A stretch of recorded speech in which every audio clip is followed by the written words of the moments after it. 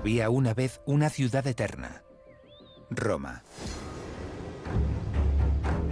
Roma en el siglo IV era la más excepcional de todas las ciudades del Mediterráneo. El emblema de un imperio que contó con 90 millones de habitantes.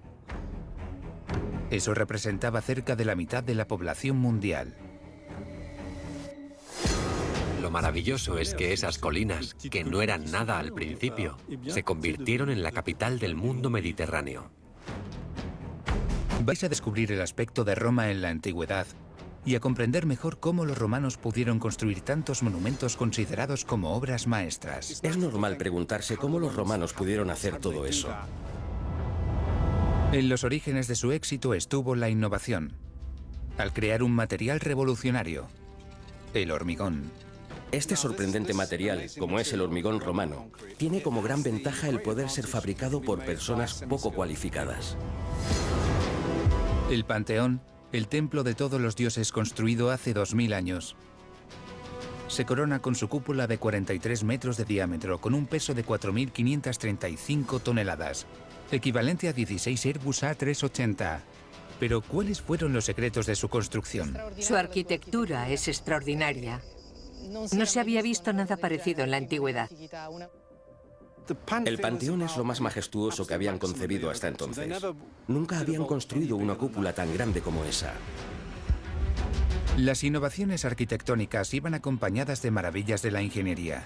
En el Coliseo, el monumento más visitado de Italia, fue donde se descubrieron, bajo tierra. Encontramos numerosos pasadizos y 28 montacargas para animales. Hay que pensar que la celebración de los Juegos en el Coliseo era un gran espectáculo. Y se preocupaban por la comodidad de los espectadores, protegiéndolos del sol con un toldo gigante, a 50 metros de altura, con una forma ovalada de 500 metros de superficie. Otra curiosidad. El Coliseo se construyó sobre las ruinas de un fabuloso palacio llamado Domus Aurea. Este palacio de Nerón, con sus 200 estancias, lagos y jardines, ocupaba un cuarto de la ciudad. La construcción del Domus Aurea fue un proyecto extraordinario. Quería sorprender, impresionar y buscaba la máxima proeza técnica. Es lo que hoy llamaríamos una casa de alta tecnología. ¿Cómo es que con el nivel técnico de la época, los romanos pudieron crear ese espectacular comedor giratorio ubicado en la cima de una torre de 12 metros de altura, con el fin de encandilar a los invitados con un cambio de paisaje? O incluso construir la muralla más grande de Occidente.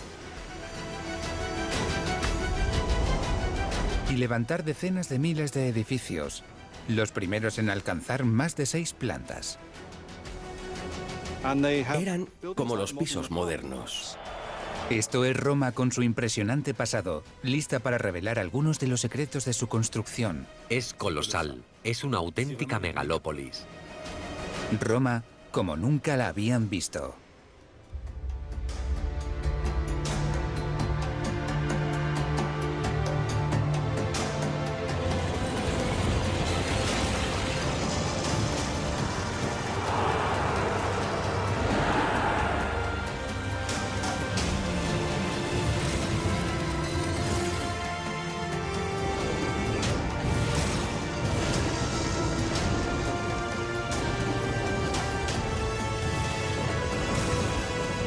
Megápolis Roma.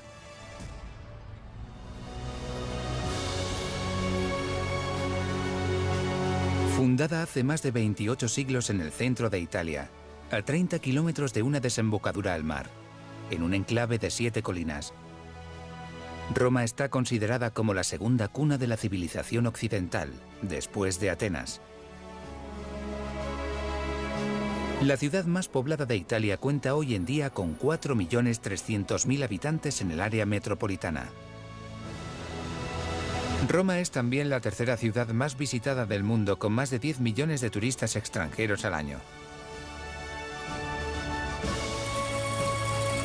Por una parte, porque es la única ciudad del mundo que alberga un estado, la Ciudad del Vaticano, sometida a la autoridad del Papa, que atrae a todos los cristianos del mundo. Pero también porque Roma posee los encantos de un patrimonio arqueológico espectacular. Aquí los monumentos compiten en arte y técnica. Y uno se pregunta cómo los romanos pudieron lograr tales proezas.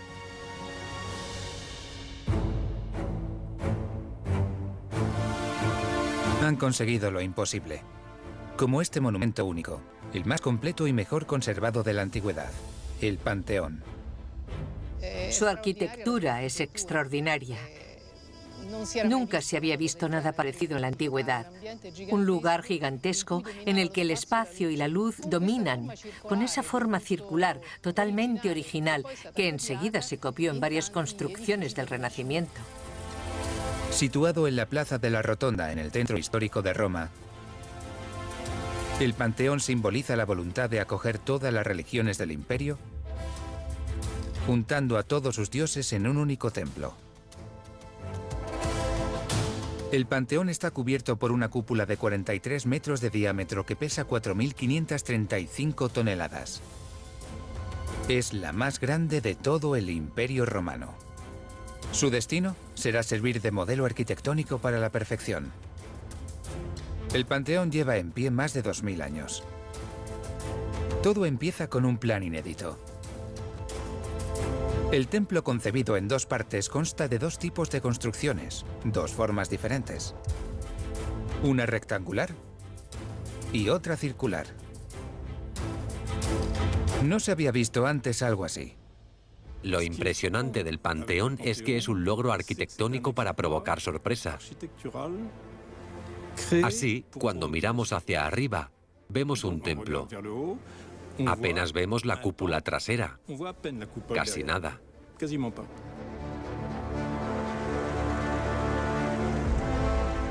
De entrada nos impactan las monumentales columnas, que son columnas monolíticas, de un solo bloque, con fustes de 11 metros, 42 toneladas aproximadamente. Cada columna tiene la altitud de un edificio de 4 pisos y pesa lo mismo que un Airbus A320. Había que pensar en el transporte de estos grandes y largos bloques. Necesitaban navíos que pudieran transportarlos desde Egipto hasta Ostia. Sabemos por los jeroglíficos egipcios y textos antiguos que los romanos podían fabricar navíos capaces de transportar más de 100 toneladas. Y luego desde Ostia los barcos iban por la vía fluvial hasta el puerto de Roma. Remolcaban la columna sobre un carro de madera. Nos podemos imaginar que 10 tiros de 20 bueyes eran suficientes para llevar la columna a los pies del Panteón. Cuando vemos cosas como estas columnas, nos sorprende la fuerza, la durabilidad de este edificio erigido aquí desde hace tantos años. Y te preguntas, ¿cómo pudieron hacer todo esto los romanos? Para empezar, los arquitectos e ingenieros no estaban separados, eran una misma persona. Por otra parte, debemos saber que eran muy prácticos, empíricos, y además tenían mucha experiencia, décadas de experiencia. Pero la mayor sorpresa está en otra parte. En el interior, una vez que atravesamos un edificio de transición de mármol blanco, descubrimos el segundo espacio. Entonces, llegamos delante de esa inmensa cúpula, que es en realidad desde dentro una esfera completa, ya que la altura del tambor inferior es equivalente al radio de la cúpula de encima, 43 metros. Nunca se había construido en la historia universal, en la historia de la humanidad, una cúpula de este calibre hasta la invención del hormigón armado. Es la cúpula más grande del mundo. No hay pilares. Este tipo de construcción es inédita. Los constructores diseñaron lo imposible sin apoyos.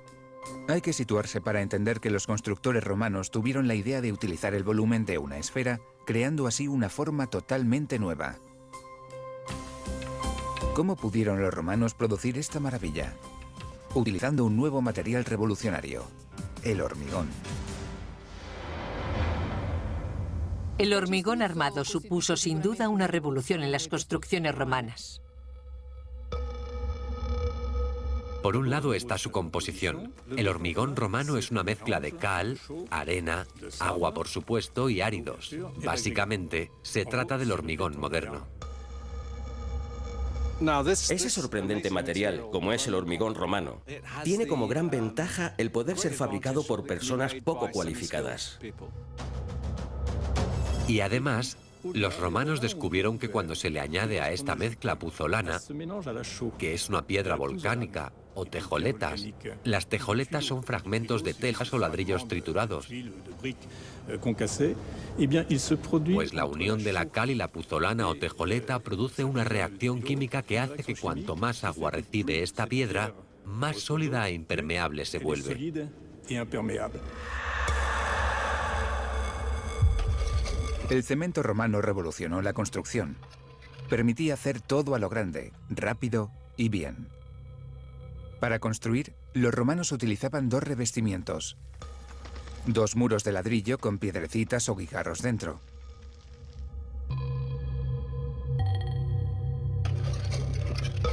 Esta técnica parecida al moldeado fue tan importante para los constructores de la antigüedad como lo es el hormigón hoy en día.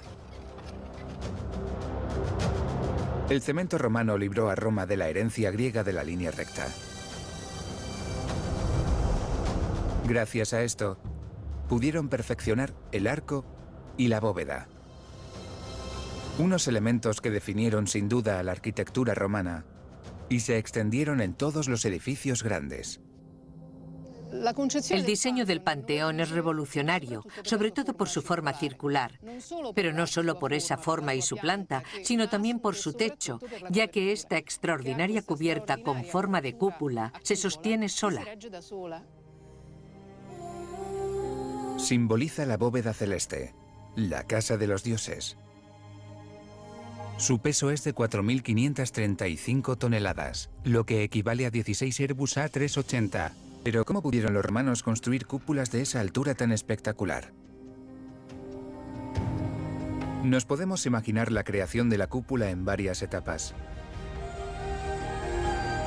Primero, se construía un encofrado de madera cuyo trazado correspondía con el futuro artesonado. Como segunda etapa, se construía con ladrillos y cemento la primera fina capa de la cúpula, formada por nervaduras de ladrillo. La tercera etapa consistía en fabricar e instalar un encofrado en negativo de cada artesón.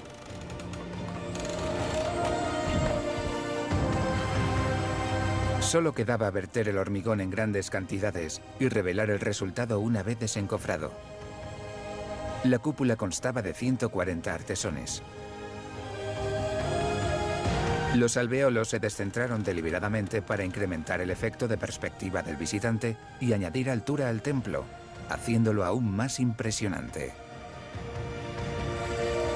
Una vez endurecido, el hormigón vertido en el encofrado formaba una base muy sólida. La cuarta etapa consistía en reforzar la cúpula con un esqueleto hecho de arcos de ladrillo. Cuanto más alto se eleva, más ligero es el cemento, con la ventaja de la puzolana, esa abundante piedra volcánica tan ligera como la piedra pómez. La cúpula se cubrió de hormigón. Este principio de la construcción permitía que el peso que recibía la parte externa de la bóveda se trasladara y que la presión cayera sobre los pilares laterales. Después, se le daba un acabado final al edificio con placas de mármol o estuco en el interior o de tejas en el exterior. Yo no diría que esta arquitectura se pudiera calificar de bella o refinada, ni siquiera bonita. Más bien diría que es sólida, útil y funcional. La luz del día está sabiamente introducida por la apertura central realizada en la cima, un óculo de casi 9 metros de diámetro. La luz sigue el recorrido del Sol, dando la impresión de que la cúpula gira con el paso del tiempo, con la intención quizás de restaurar el misterio divino. Eso es lo que hace del Panteón un lugar único. El visitante entra en el Panteón y se encuentra dentro de un espacio enorme, con esa luz que viene de arriba. Las técnicas de construcción utilizadas por los romanos fueron creadas principalmente por los griegos, pero con algunas diferencias importantes. La arquitectura griega se caracterizaba por columnas, vigas y cornisas. Se apoyaban en grandes bloques de mármol.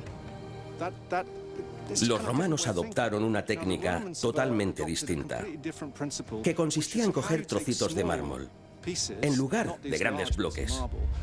Y así, con trocitos de ladrillo, piedras varias del tamaño de un puño, y mezclarlo todo para crear un material parecido al pegamento.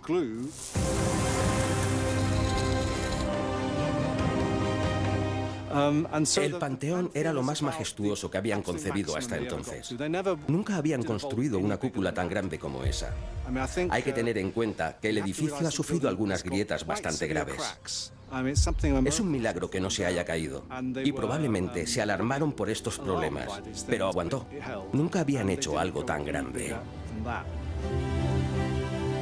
Podemos comprender su longevidad al ver los muros y pensar que tienen 6 metros de espesor. Una vez construidas de manera tosca, las paredes debían ser decoradas con yeso. Los ladrillos se cubrían de yeso o de placas de mármol en los edificios más lujosos. El problema es que todas esas placas de mármol han desaparecido. Lo que nos queda hoy es el esqueleto de los monumentos. Esta cúpula siguió siendo la más grande del mundo durante más de un milenio. A 2 kilómetros del Panteón, al sureste, otra obra maestra dedicada al pueblo desafía al tiempo: el Coliseo.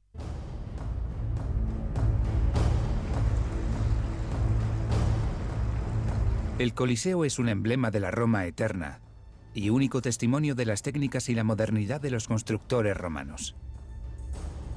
Con su impresionante altura, de más de 50 metros, este monumento requirió 100.000 metros cuadrados de piedras blancas. El anfiteatro romano más grande creado en el siglo I después de Cristo bajo el mandato del emperador Vespasiano se sitúa aún en el centro de la ciudad. Es el monumento más visitado de Italia, con 6 millones de turistas al año. Este anfiteatro de forma ovalada ha estado en funcionamiento durante 500 años.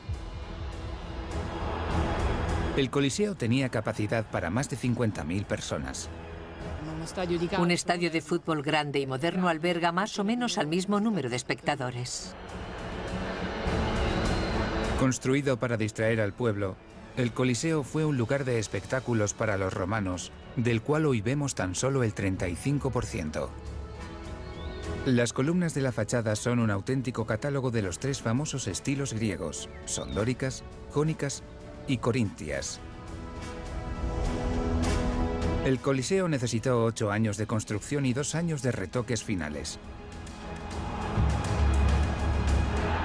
¿Cómo consiguieron los romanos construir un monumento así en tan poco tiempo? El Coliseo se construyó tan rápido por 2 razones. La primera es la técnica de construcción, que fue la del hormigón. De hecho, la creación del Coliseo es extraordinaria. Es un enorme anillo de hormigón. Y la segunda razón es la mano de obra importante y mal pagada, que es una cuestión de presupuesto también. Y así lograron construcciones colosales edificadas en relativamente poco tiempo. A partir de las últimas excavaciones arqueológicas, sabemos que los romanos diseñaron un sistema de tuberías por debajo del Coliseo, lo que permitía traer o evacuar grandes cantidades de agua, varios miles de metros cúbicos.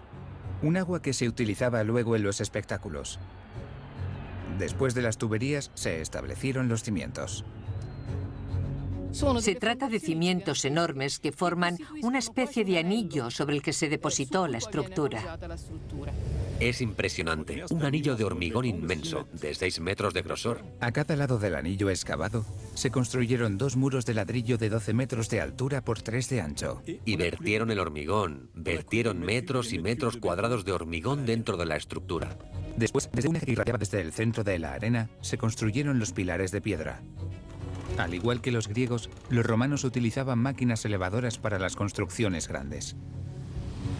El Tratado de Arquitectura de Vitruvio, un famoso arquitecto romano, nos ha revelado la capacidad de carga de estas máquinas. La mayoría de los textos se perdieron y el único tratado de arquitectura, el único trabajo serio que tenemos, es el de este arquitecto, Vitruvio. Todos esos conocimientos se resumieron ahí, y es el único texto que nos ha llegado a través del tiempo. Quizás no era el mejor escritor ni el mejor de los arquitectos, pero es el único que tenemos. ¿Cómo levantaban cargas de 1 tonelada? Sabemos que un hombre fornido es capaz de levantar una media de 67 kilos. Con un arrastre directo harían falta 15 hombres para levantar esta tonelada, pues la fuerza aplicada es igual al peso de la carga. Si añadiéramos una polea, el peso se divide entre 2. Solo harían falta 7 hombres. Si además añadimos una segunda polea, el peso entonces se divide entre 4. Podemos deducir, por lo tanto, que levantar una carga de 1 tonelada requería a 4 hombres. A continuación necesitaban que las cuerdas de cáñamo resistieran el peso. Vitruvio indicó que una cuerda de 4 centímetros podía soportar un peso de 2 toneladas. En la planta baja, 76 arcadas numeradas servían de entrada para los espectadores y las otras 4 estaban reservadas a la élite. En el piso superior hay 80 arcadas abovedadas, todas moldeadas e idénticas. Más de 50.000 espectadores asistían a los espectáculos. Los tickets eran unas fichas grabadas. Eso significa que cuando la gente llegaba al Coliseo, tenían una ficha con un número y se dirigían a una entrada, no a cualquiera de ellas. En esas fichas figuraba la arcada, la escalera de acceso, la fila de la grada y el asiento. Los romanos tuvieron 1 o 2 experiencias con revueltas o manifestaciones en el anfiteatro. Eran conscientes, además, de la necesidad de sacar rápido a la gente del edificio. Con su graderío, sus pasillos, sus escaleras y numerosas entradas, el Coliseo no tenía nada que envidiar a los estadios actuales, incluyendo la seguridad. Primero porque es un edificio construido sobre una estructura hueca. Así que tenemos todo un sistema de circulación grande, amplio y eficaz. Y eso significa que si había algún problema, podían evacuar a la gente de manera rápida y eficaz. No necesitaban más de 5 minutos para evacuar a todos los espectadores en caso de emergencia. El Coliseo mide 188 metros de largo por 156 de ancho y más de 50 de altura. Ningún otro anfiteatro romano tiene el tamaño de este gigante.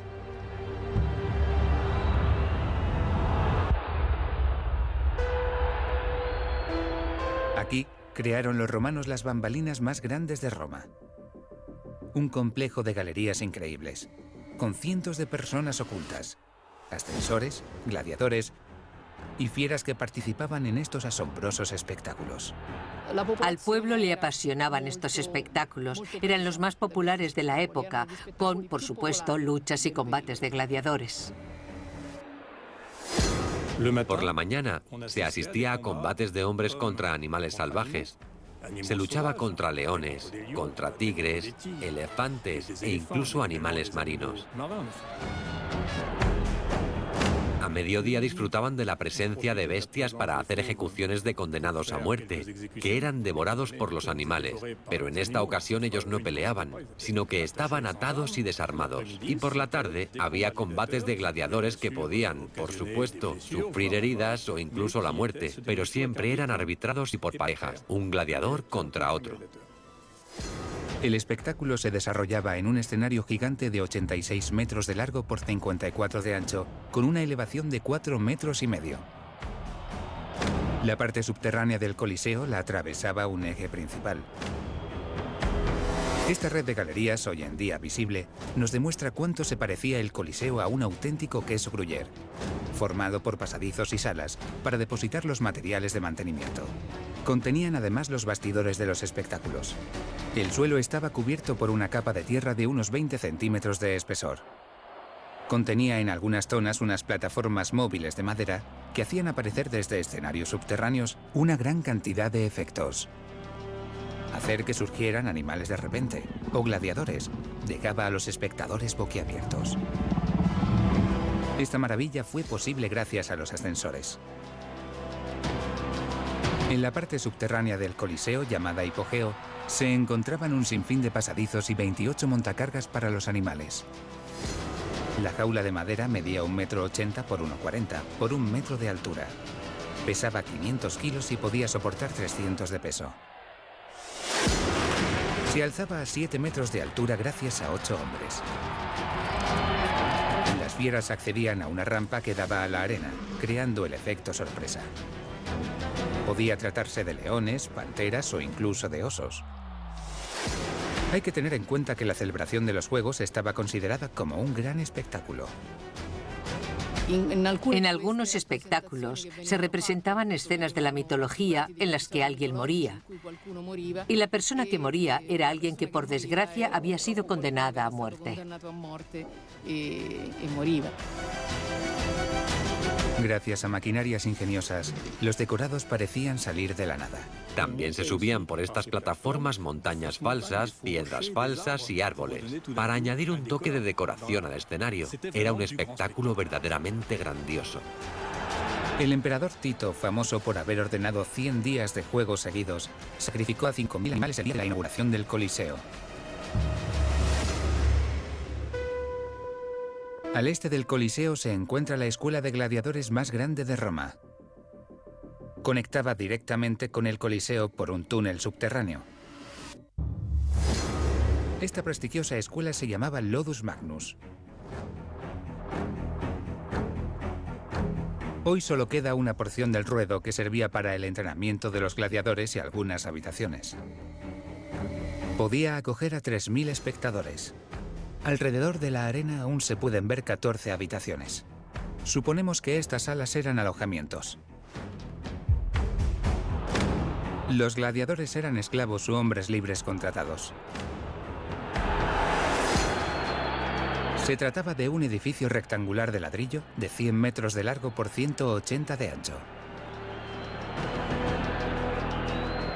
Hay que pensar que asistir a los entrenamientos de los gladiadores era un privilegio. Estaban tan idolatrados como las estrellas de fútbol de la actualidad.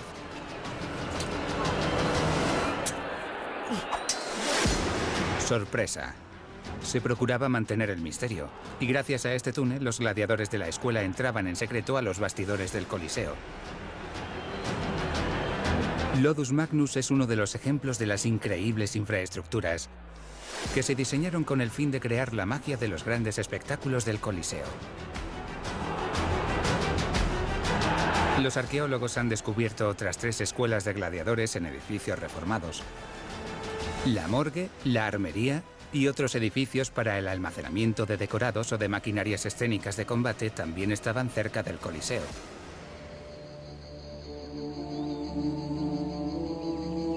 Los juegos duraban todo el día, desde el amanecer hasta el atardecer. Sin embargo, el verano en Roma es sofocante y la piedra blanca del Coliseo aumentaba la sensación térmica. En las zonas del Mediterráneo no se puede estar todo el día sentado en la grada, a pleno sol, sobre todo en el mes de julio o agosto.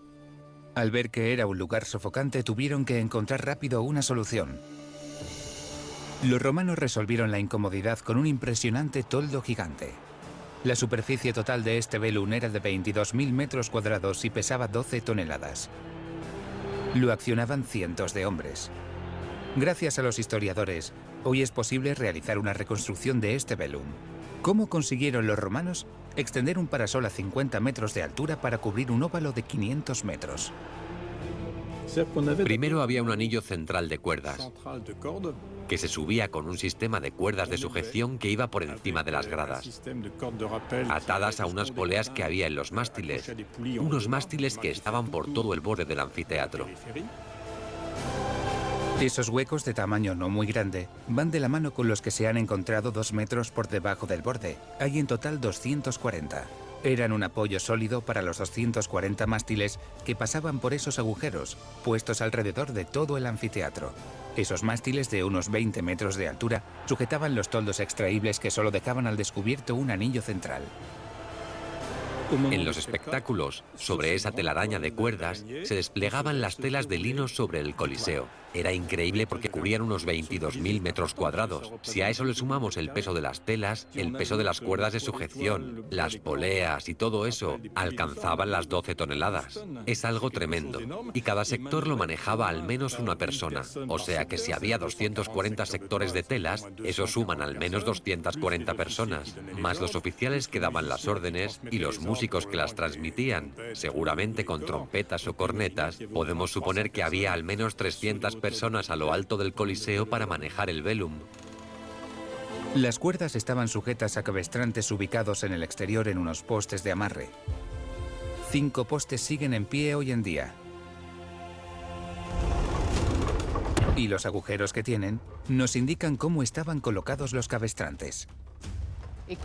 Por lo tanto, había un equipo de marineros alojados en un cuartel cercano. Eran marineros enviados de Miseno, donde se encontraba la flota de Roma. Y ellos eran los encargados de manejar el toldo, este velum que debía abrirse o cerrarse según las necesidades. Era una auténtica organización militar, para que todas se desplegaran a la vez y se recogieran a la vez. Por eso, los marineros eran hombres perfectamente cualificados. Debían bajar las telas en cuestión de 3 o 4 minutos. Eran muy rápidos. Eran telas coloridas, tirando a rojo, pero creaba efectos de color en los espectadores, que eran partícipes del espectáculo. Nada era suficiente para demostrar el poder y la riqueza de Roma. No obstante, el Coliseo esconde un secreto inesperado: su ubicación. Fue construido sobre los restos del inmenso Palacio de Nerón.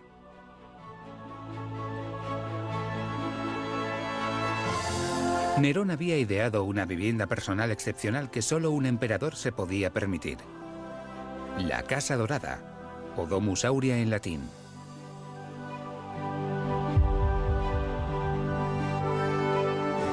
Un palacio lujoso con más de 200 habitaciones que formaba un conjunto arquitectónico y paisajístico inmenso, de 80 hectáreas en pleno centro de Roma, lo que ocupaba un cuarto de la ciudad.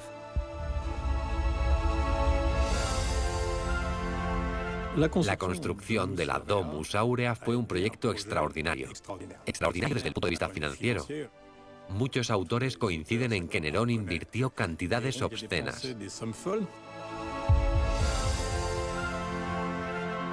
Es aquí, al este del centro de Roma, donde Nerón construyó su majestuosa casa. La Domus Aurea ocupaba varias colinas desde la Palatina hasta el Esquilino.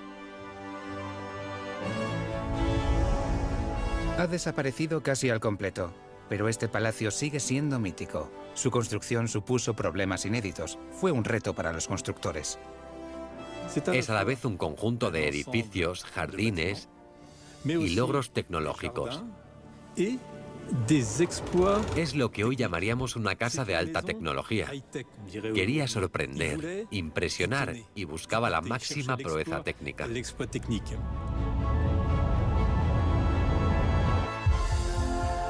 La vía sacra fue ampliada y subía hasta llegar al vestíbulo donde reinaba la colosal estatua del emperador, ilustrado como Apolo. Con una altura de 35 metros, la estatua de Nerón dominaba Roma.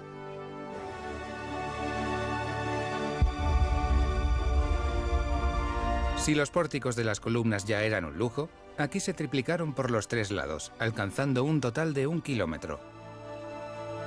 Todo en exceso.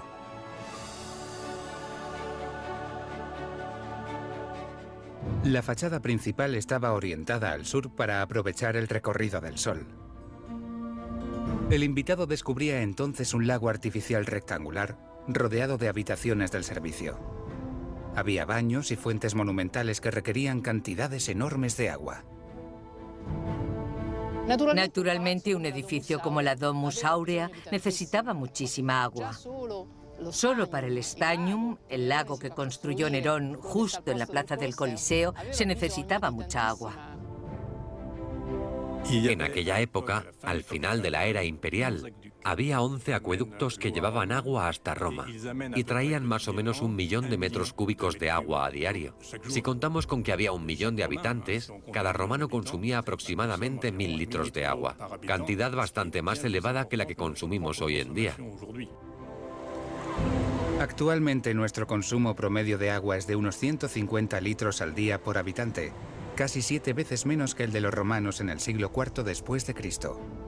Hay que tener en cuenta que el agua servía para bastantes cosas. Los retretes públicos, por ejemplo, tenían un flujo de agua constante. También estaba en las termas, en los baños públicos, que consumían enormes cantidades de agua. Las fuentes también funcionaban constantemente. No había grifo, así que el agua corría todo el tiempo. Eso explica el enorme consumo de agua de los romanos.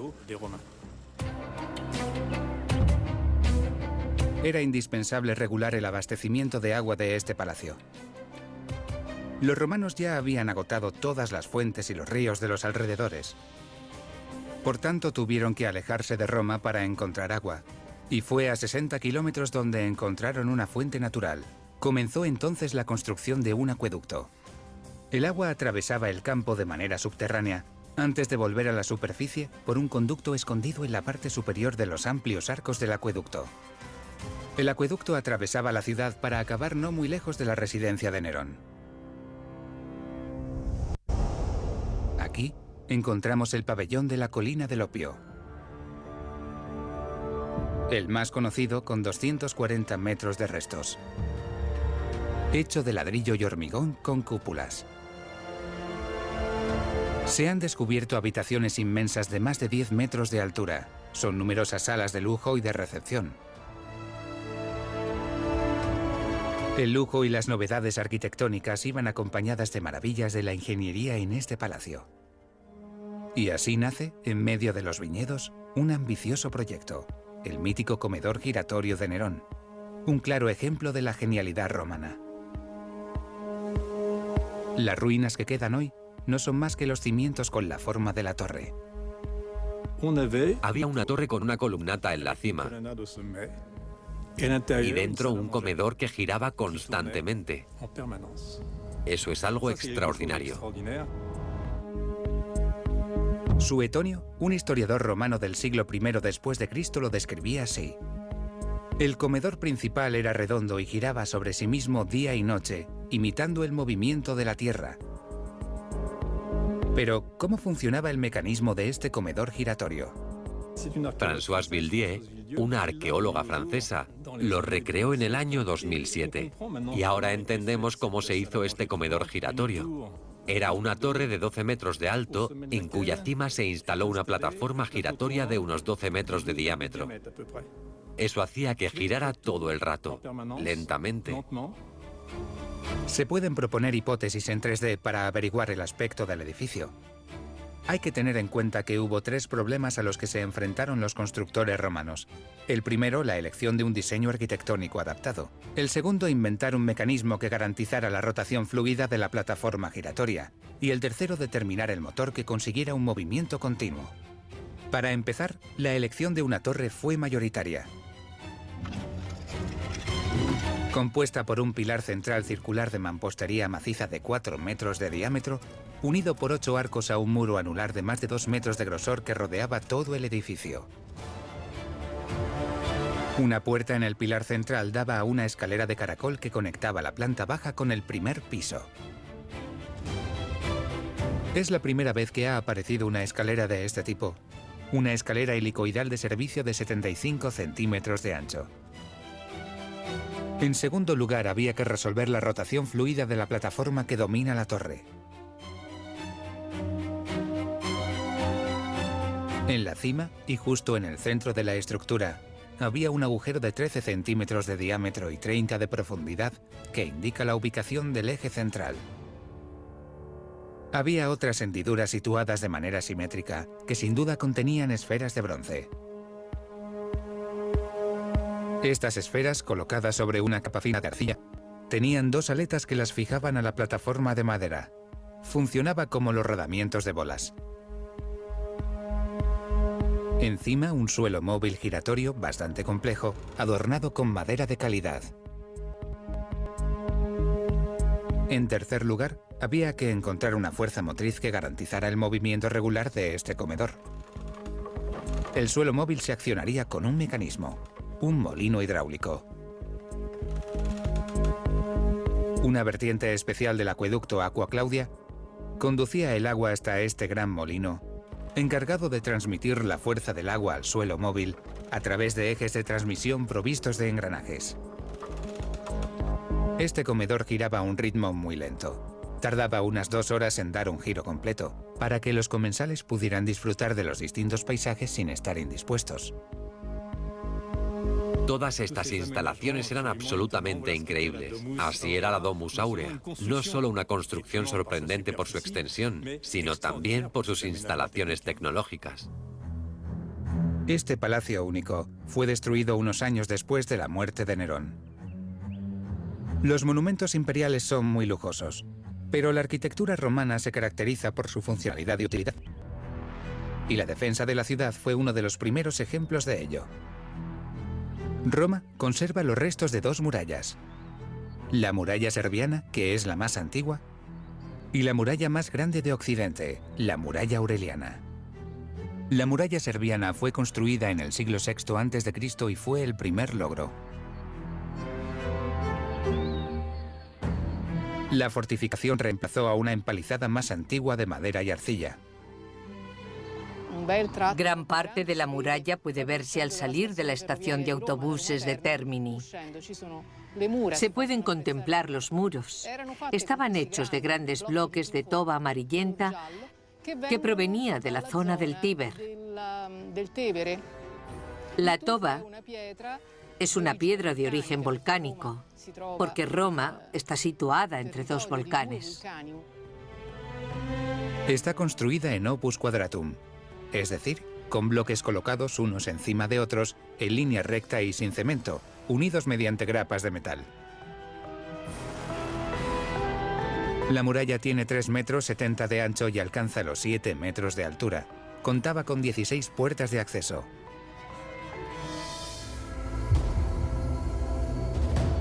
Pero a partir del siglo III después de Cristo, la ciudad había crecido considerablemente y Roma debía protegerse de las invasiones bárbaras. Razón por la cual se creó la muralla más grande de Occidente.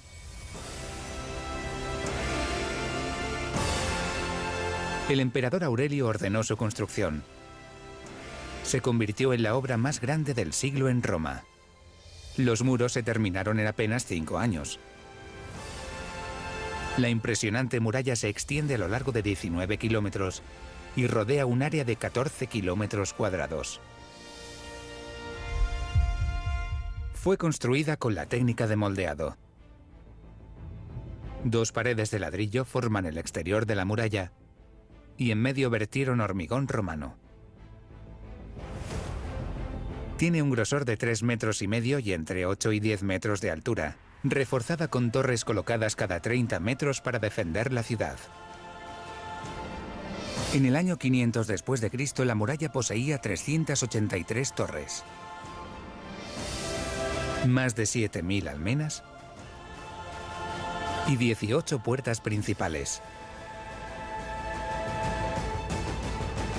La muralla aureliana está muy bien conservada, sobre todo gracias a su uso constante hasta el siglo XIX. Roma era esplendorosa en la era imperial, pero no era el caso a principios del siglo VIII a.C. Cuenta la leyenda que fue fundada por Rómulo en el 753 a.C., justo donde su hermano y él fueron recogidos por una loba. La historia de la antigua Roma se divide en 3 etapas: monárquica al principio, luego republicana y finalmente imperial. Las ruinas romanas más importantes son las de la etapa imperial, que además fue la más rica de la historia de Roma. El poder se concentraba en manos de un único hombre, que era libre de hacer lo que quería, de realizar grandes proyectos, a lo largo del tiempo y sin tener que responder ante nadie constantemente. El segundo motivo es que Roma, en la era imperial, se convirtió en la dueña total del mundo mediterráneo. y acaparaba todas las riquezas intelectuales y materiales de la zona. Alejandría, el Museo de Alejandría, se convirtió en un centro de ingenieros romanos. Así, los romanos podían ir a por mármol sin ningún problema a África, a Egipto, a la actual Turquía o a Grecia. Todas las riquezas estaban a su disposición. Y lo maravilloso es que esas colinas no eran nada al principio. Eran pequeñas colinas del Lacio, en un entorno de pantanos al borde del Tíber. Y todo eso se convirtió en la capital del mundo mediterráneo. Se convirtió en el modelo de ciudad que se fueron construyendo alrededor del Mediterráneo. Por eso podemos decir que Roma es la cuna de al menos la civilización urbana occidental.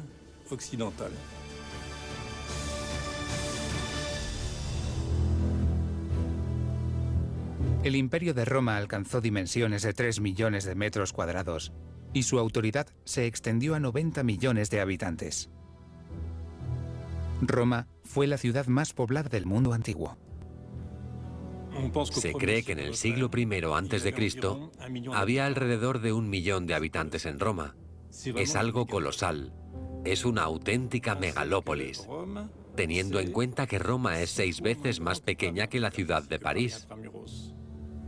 París tenía poco más de 2 millones de habitantes y Roma 1 millón en una superficie 6 veces más pequeña. La población vivía bastante apretada en callejuelas estrechas y sinuosas. Faltaba espacio por todas partes. Estalló entonces en Roma una crisis de alojamiento. Eso significa que hizo falta construir a lo alto para alojar a todas esas personas.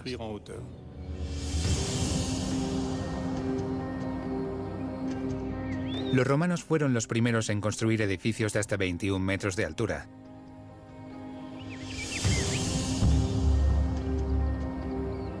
Con 5, 6 o 7 pisos. E hicieron decenas de miles de ellos.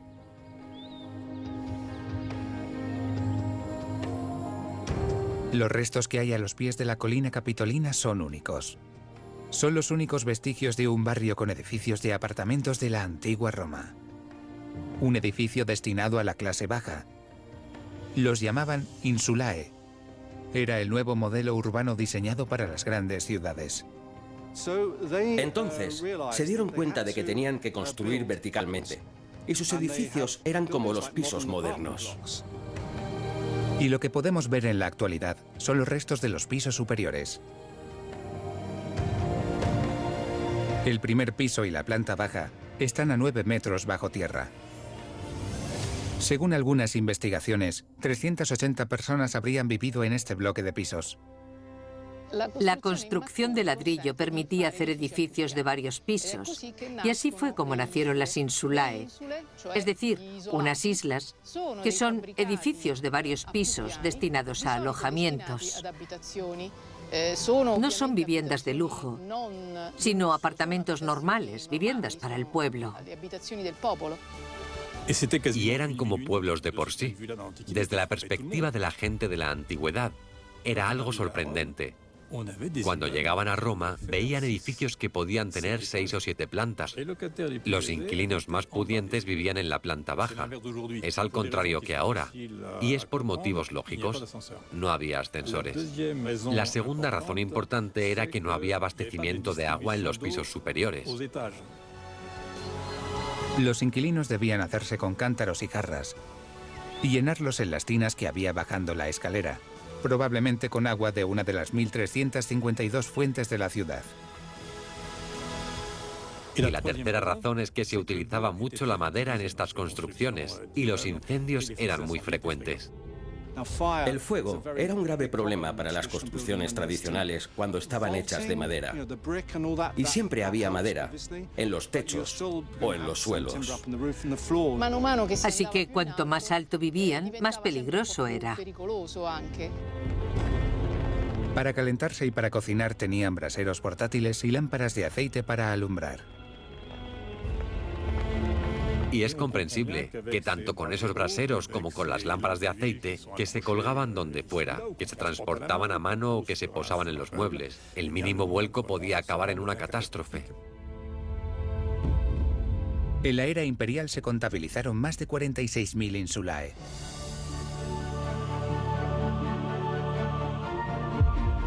Roma, en pleno apogeo de la época imperial, ocupaba 2.000 hectáreas, 20 kilómetros cuadrados.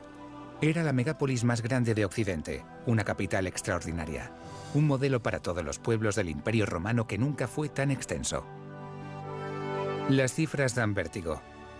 En el año 314 de nuestra era, en Roma había 11 fórums, 200 templos, 11 termas importantes, 12 basílicas, 2 anfiteatros, 43 arcos del triunfo y además 37 puertas, 19 acueductos, 5 circos, 2 naumaquias, lagos artificiales donde se representaban batallas navales, 967 baños públicos, 1.352 fuentes, 3 teatros, 9 puentes, 11 columnas conmemorativas, un estadio y un odeón, 46.000 pisos, centenares de almacenes y miles de tiendas.